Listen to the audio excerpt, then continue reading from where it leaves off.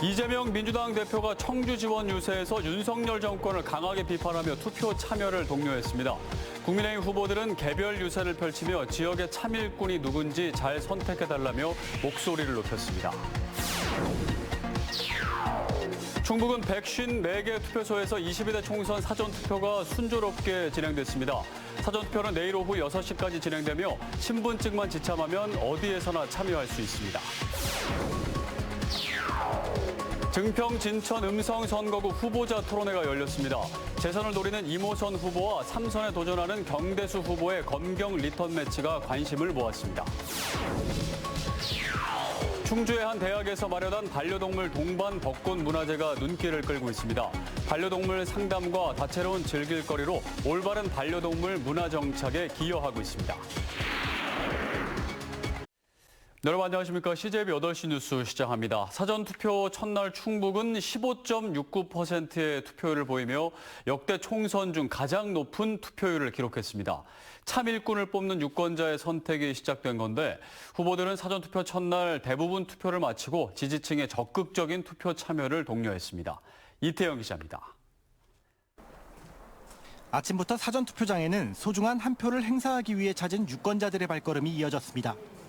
휠체어를 타고 투표장에 나온 어르신부터 직장인들은 점심시간을 이용해 사전투표장을 찾았습니다. 20살 대학생도 설레는 마음으로 생애 첫 투표권을 행사했습니다. 열심히 공약 같은 거 살펴보고 결정하고 어렵지만 그래도 잘한 것 같습니다.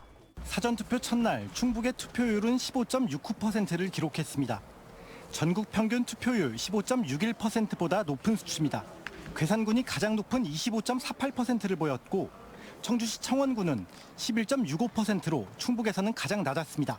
이번 충북의 첫날 사전투표율은 12.2%를 보였던 21대 총선보다는 높고 17.61%를 기록했던 2년 전 대통령 선거 때보다는 낮았습니다. 충북 지역 대부분 후보들도 첫날 투표에 참여한 가운데 여야 모두 사전투표율을 높이는 데 총력을 기울이고 있습니다. 김영환 지사도 오늘 아침 율량 사천동 행정복지센터를 찾아 한 표를 행사하는 등 대부분의 기관 단체장들이 첫날 사전투표를 마쳤습니다. 사전투표는 내일까지 진행되며 법정 신분증만 지참하면 투표소 어디에서나 참여할 수 있습니다. 충북에는 154곳의 사전투표소가 마련돼 있습니다. 국민주권은 국민의 참여를 통해서만 실현됩니다. 이제 대한민국을 이끌어갈 참된 대표를 선출하는 일은 유권자의 소중한 한 표에 달려 있습니다. 한편 내일 저녁 6시 사전투표가 마무리되면 관내 투표함은 각 시군구 선거관리위원회로 옮겨져 개표 전까지 보관되고 관내 투표함의 회송용 봉투는 우체국에 인계돼 해당 선관위로 이송됩니다. 투표함 보관 상황은 충청북도 선거관리위원회 등 각 시도 선관위에 설치된 CCTV를 통해 누구나 24시간 확인할 수 있습니다. CJB 이태현입니다. 사전투표 첫날인 오늘 더불어민주당 이재명 대표는 윤석열 정권을 강하게 비판하며 지지자들의 투표 참여를 독려했습니다. 윤석열 정부가 제대로 된 길을 갈 수 있도록 회초리를 들어 경고해야 한다고 주장했습니다. 조영광 기자입니다. 김부겸 공동 선대위원장 방문 하루 만에 다시 청주권 후보 지지 유세에 나선 더불어민주당 이재명 대표.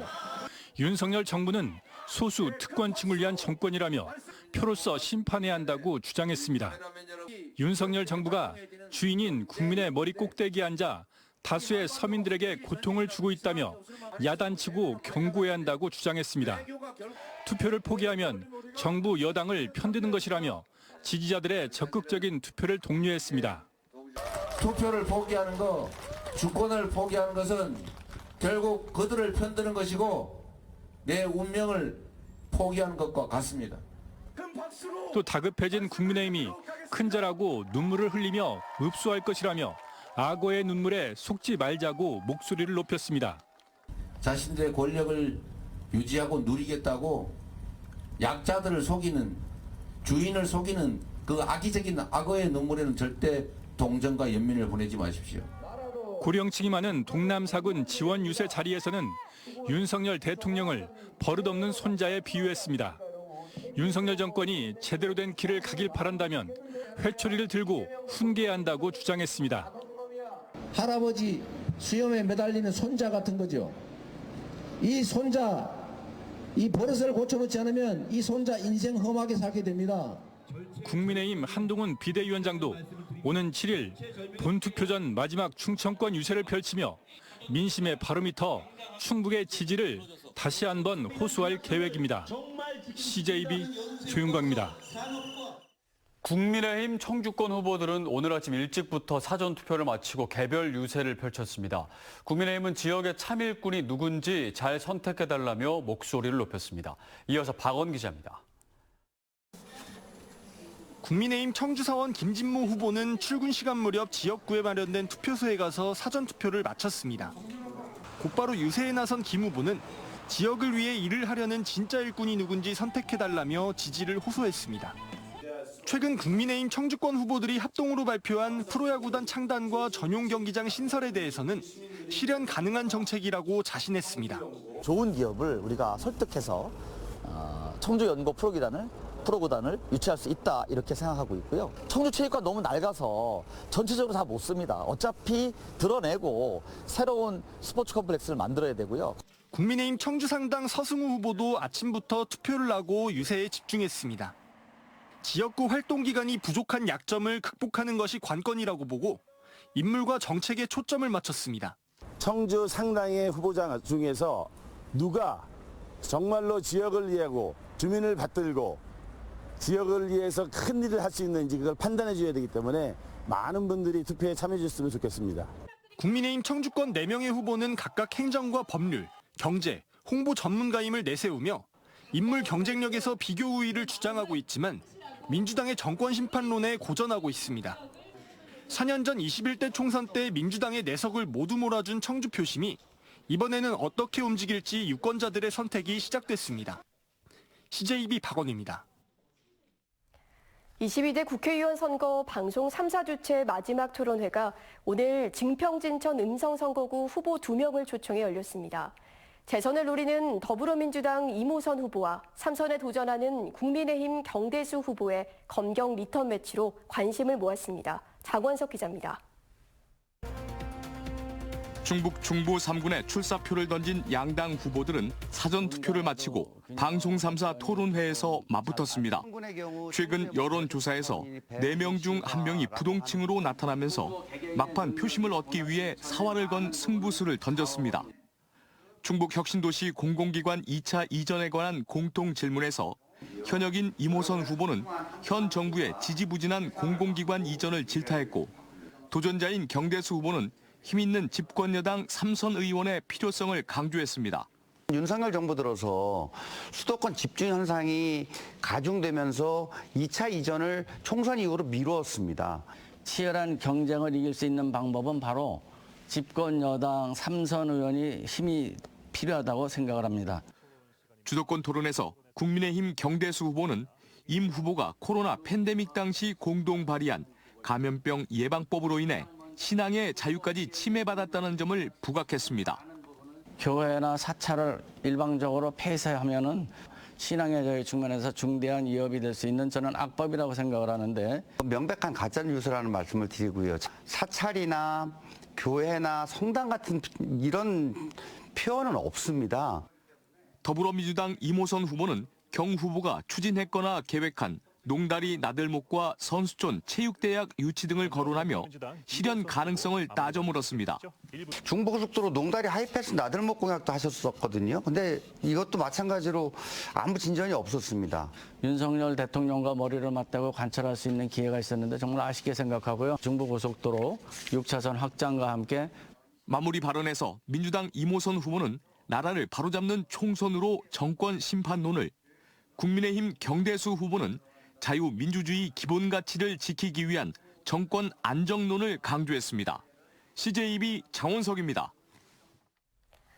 동남 4군 국민의힘 박덕흠 후보 측이 더불어민주당 이재한 후보의 재산 축소 신고 의혹을 제기했습니다.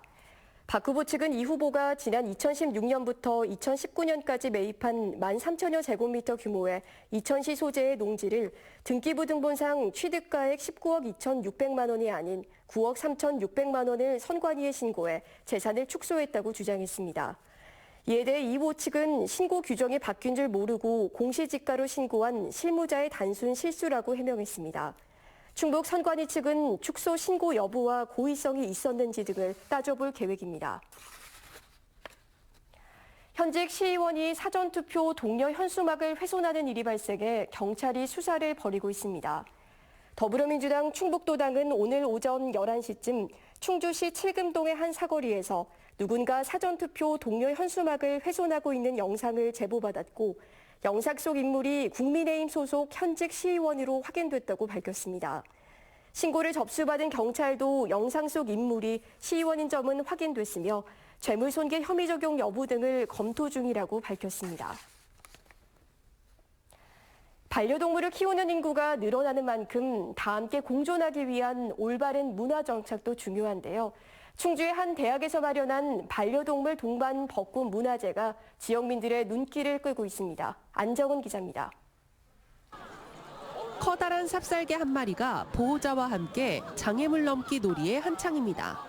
평소 반려견과 함께 놀 수 있는 곳이 많이 없어 아쉬웠는데 반려동물 문화제가 있다는 소식을 듣고 한달음에 찾아왔습니다. 사람들 인식이 많이 높아지고 있는 상황 속에서 반려동물이랑 같이 참여할 수 있는 행사가 사실은 그거에 비해서 많이 부족했는데 이런 식으로 조금씩 행사가 많아지면 더 좋을 것 같아요.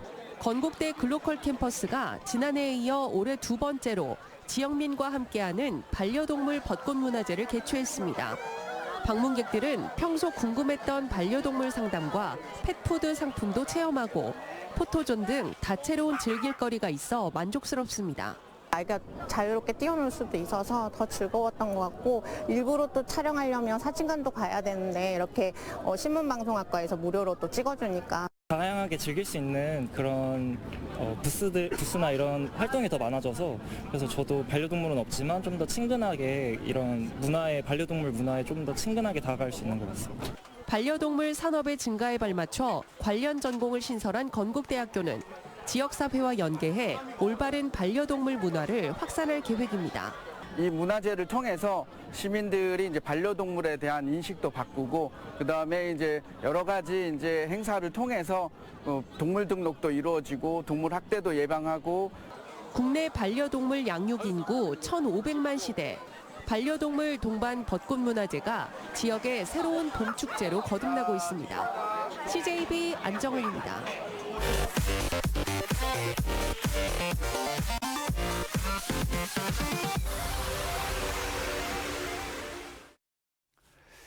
충북대학교 의과대학 교수회 비상대책위원회가 전공의 부재 등을 이유로 이번 주부터 매주 금요일마다 병원 외래 진료를 휴진한다고 밝히면서 병원이 대체적으로 한산한 모습을 보였습니다.